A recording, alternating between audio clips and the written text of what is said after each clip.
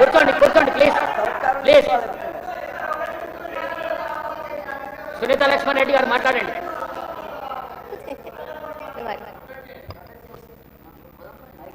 సునీత లక్ష్మణ్ రెడ్డి గారు. అధ్యక్ష, నిజంగా అధ్యక్ష ఈ సభ ఏ విధంగా పోతుందో మీరు చూస్తా ఉన్నారు అధ్యక్ష. ఒక నిమిషం మాట్లాడతాను, క్వశ్చనే మాట్లాడతాను అధ్యక్ష. ఏంటంటే ఇది మాట్లాడేటప్పుడు మరి ఇంకొకరికి కించపరిచే విధంగా మాట్లాడడం అనేది పద్ధతి కాదు అధ్యక్ష. మీ సభ గౌరవాన్ని కాపాడాల్సిన అవసరం. సునీత లక్ష్మణ్ రెడ్డి గారు క్వశ్చన్ కు ఆన్సర్, క్వశ్చన్ అడగండి ప్లీజ్.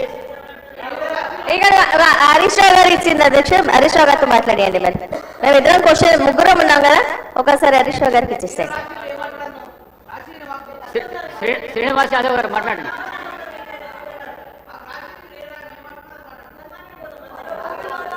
అధ్యక్ష, నేను గౌరవ లెజిస్లేచర్ అఫేర్ మినిస్టర్ గారు శ్రీధర్ బాబు గారు, ఏం సార్ ఇది సభ నడిపించే పద్ధతి ఏంది?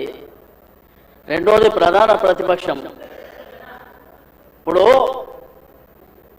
మీరు ఆ క్వశ్చన్ ఆన్సర్ ఇచ్చేటప్పుడు స్పీకర్ గారు గౌరవ సభ్యులకి అందరికీ మాట్లాడే అవకాశం ఇచ్చింది. మాట్లాడిన శ్రీధర్ బాబు నేను చెప్తాను.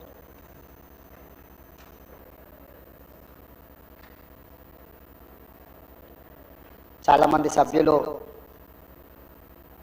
మూసీ నది పునరుద్ధరణకు సంబంధించి ప్రశ్నలు అడగడం, సూచనలు చేయడం,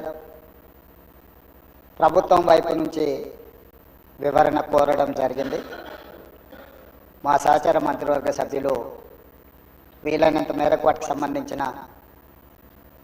సమాచారాన్ని అందించే ప్రయత్నం చేసిండ్రు. శ్రీధర్ బాబు గారు అందించిన సమాచారానికి అదనంగా కొంత ఈనాటి శాఖ నేనే ప్రత్యక్షంగా నిర్వహిస్తున్నా. చాలా సందర్భాలలో ఈ సమీక్షలో కానీ కన్సల్టెంట్స్తో కానీ అధికారులతో కొన్ని నెలల తరబడి సమీక్షలో నేను ఉన్నా కాబట్టి నాకు కొంత అదనపు సమాచారం తెలుసు. ఈ సమాచారాన్ని సభ ముందు సభ్యులకు వివరించడం బాధ్యతగా భావించి తమ దగ్గర సమయం తీసుకొని ఈ వివరాలను సభ ముందు పెట్టే ప్రయత్నం చేస్తున్నా అధ్యక్ష. మూసీ నది వికారాబాద్ జిల్లా అనంతగిరి కొండల్లో మొదలయ్యి నల్గొండ జిల్లా వాడపల్లి దగ్గర కృష్ణానదిలో కలుస్తుంది. దాదాపుగా అనంతగిరి కొండల నుంచి వాడపల్లి వరకు 240 కిలోమీటర్లు మూసీ నది ప్రవహిస్తుంది. ఈ మూసీ నది మూసీ ఒకటే లేదు అధ్యక్ష, ఇందులో ఈసా నది కూడా ఉంది. मेरे ख्याल से अकबरुद्दीन साहब को पता है, उस्मान सागर से नीचे भापू घाट तक मूसी नदी आएंगे। हिमायत सागर के ऊपर ईसा नदी है, वो नदी आके भापू घाट में, ये दो नदियों का संगम, इसीलिए भापू घाट वहाँ बनाए। కన్యాకుమారి దగ్గర 2 సముద్రాలు 2 నదుల యొక్క సంగమం దగ్గర మహాత్మా గాంధీ గారి అస్థికలు ఏ విధంగా పెట్టినరో ఈరోజు వికారాబాదులో మొదలయ్యే మూసా, రంగారెడ్డి జిల్లాలో ఇతర ప్రాంతాల నుంచి మొదలయ్యే ఈసా నదికి సంబంధించి హిమాయత్ సాగర్ ప్రాజెక్ట్ ఉంది. మూసీ నదికి సంబంధించి ఉస్మాన్ సాగర్ ప్రాజెక్ట్ ఉంది, అంటే గండిపేట ప్రాజెక్ట్. ఈ 2 నదులు వచ్చి లంగర్ హౌస్ దగ్గర ఏదైతే బాపు ఘాట్ ఉందో అక్కడ ఈ 2 నదులు కలుస్తాయి. ఆ 2 నదుల కలయిక దగ్గరనే మహాత్మా గాంధీ గారి అస్థికలను పెట్టి బాపు ఘాట్ను నిర్మించడం జరిగింది అధ్యక్ష. ఈరోజు నాగరికత నదీ పరివాహక ప్రాంతంలోనే పెరిగింది.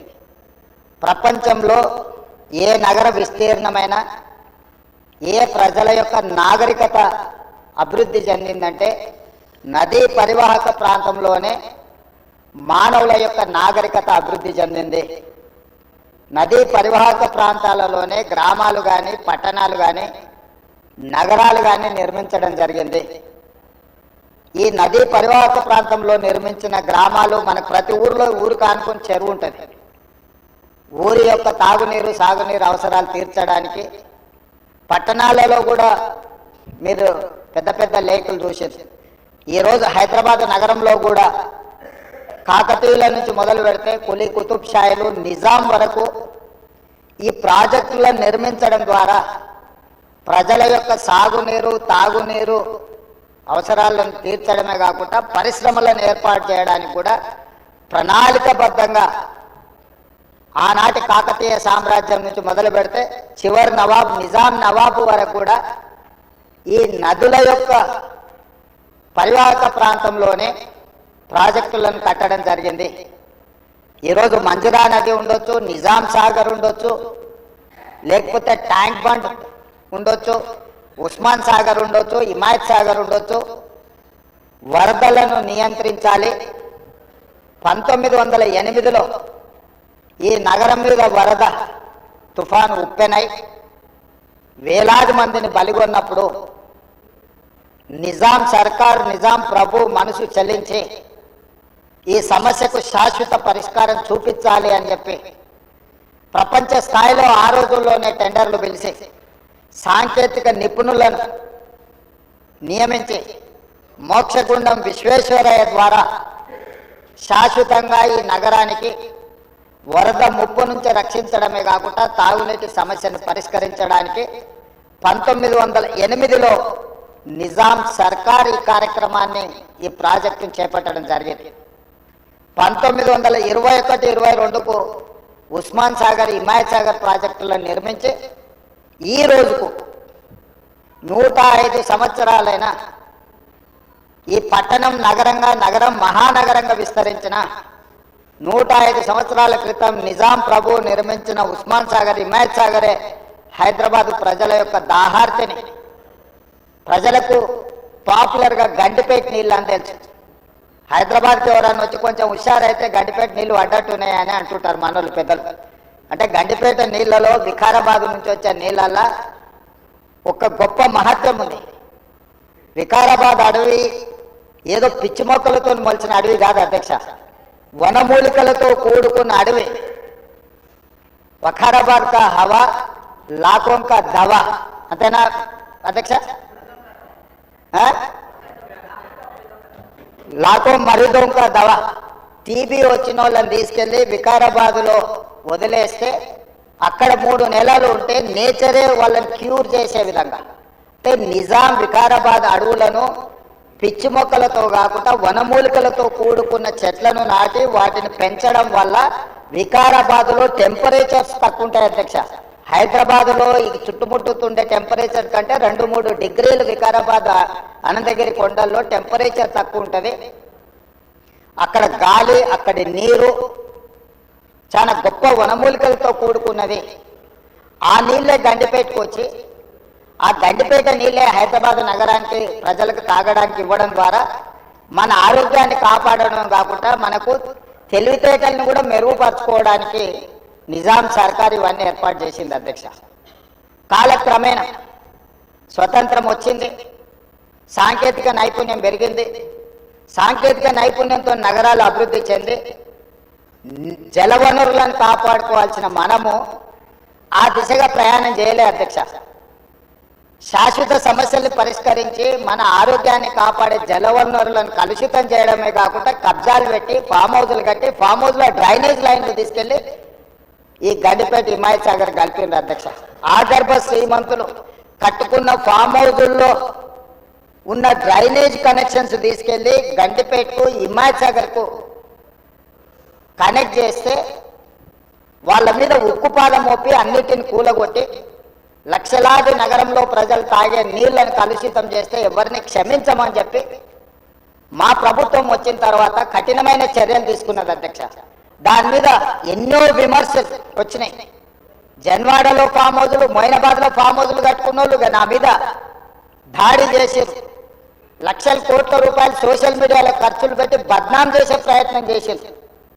అయినా మా సంకల్పం మంచిది, పేద ప్రజలకు మేలు జరగాలన్న ఆలోచనతో ఎన్ని విమర్శలు వచ్చినా వెనక్కి తగ్గకుండా 100% ఆ కార్యక్రమాన్ని ముందు తీసుకెళ్లే ప్రయత్నం చేసేది. అదేవిధంగా మాకు వచ్చిన అవకాశాలలో ప్రపంచంలో చాలా దేశాలు తిరిగినాం అధ్యక్ష. చాలా దేశాలను చూసినాం. అభివృద్ధి చెందిన ప్రతి దేశంలో ఒక నదీ పరివాహక ప్రాంతాన్ని అభివృద్ధి చేయడమే కాకుండా వ్యాపార కేంద్రాలుగా మార్చారు. ఈరోజు న్యూయార్క్, న్యూజెర్సీ మధ్యలో హడ్సన్ రివర్, లేకపోతే లండన్లో థేమ్ రివర్. నేనే మంత్రులనే కాకుండా మిత్రులు అక్బరుద్దీన్ ఓవైసీ గారితో కూడా కలిసి మేము లండన్లో ఆ ప్రాజెక్టును పరిశీలించడం జరిగింది. జపాన్లో చూడడం జరిగింది, సౌత్ కొరియాలో చూడడం జరిగింది, సింగపూర్ లాంటి నూతనంగా అభివృద్ధి చెందిన దేశాలను మనం పర్యటించడం జరిగింది. జర్మన్ లాంటి దేశాలు తమరు కూడా కౌన్సిల్ చైర్పర్సన్ సుఖేందర్ రెడ్డి గారు కూడా వెళ్ళి మీరు చూసి వచ్చి మీరు కూడా నాతోని మీ అనుభవాలను కొంత నాకు వివరించడం జరిగింది. అంటే ప్రపంచ స్థాయి గుర్తింపు పొందిన నగరాలలో